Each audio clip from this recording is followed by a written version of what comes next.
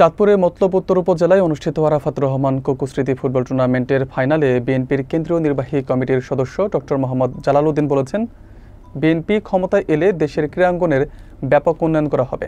তিনি জানান, তারেক রহমানের পরিকল্পনায় সারা দেশে আধুনিক স্টেডিয়াম করে খেলোয়াড়দের প্রশিক্ষণ ও মানোন্নয়নের ব্যবস্থা নেওয়া হবে। ক্রীড়া উন্নয়নে অবকাঠামোগত সুযোগ সুবিধা বৃদ্ধির মাধ্যমে জাতীয় ও আন্তর্জাতিক পর্যায়ে প্রতিযোগিতার সক্ষমতা গড়ে তোলার প্রতিশ্রুতি দেন তিনি। বিস্তারিত থাকছে মনিরুল ইসলাম মনিরের প্রতিবেদনে।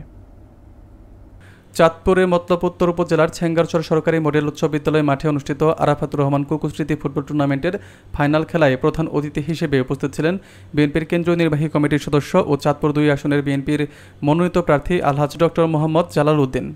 তিনি বলেন, বিএনপি ক্ষমতায় এলে তারেক রহমানের পরিকল্পনায় দেশের ক্রীড়াঙ্গনে বিপুল পরিবর্তন আনা হবে।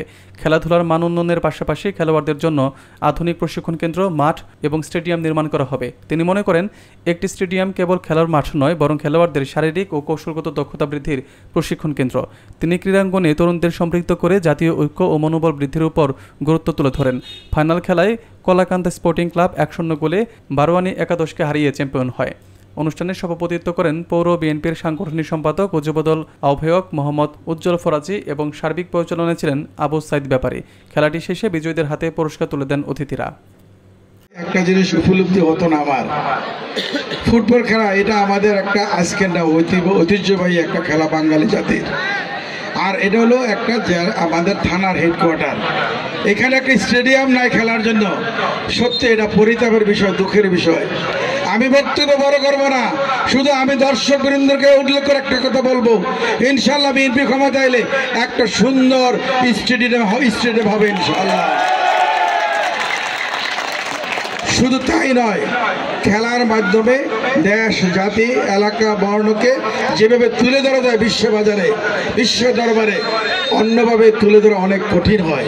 ইনশাল্লাহ মতলবে স্পোর্টস ট্রেনিং একাডেমি হবে ইনশাল্লাহ, যেখান থেকে জন্ম নেবে দেশ বিদেশের বরেণ্য খেলোয়াড়রা।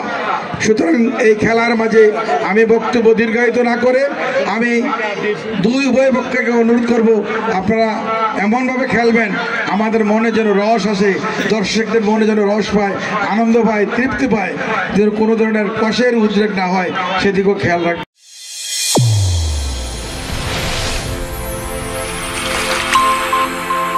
চ্যানেল A1 হৃদয় রেসপন্স।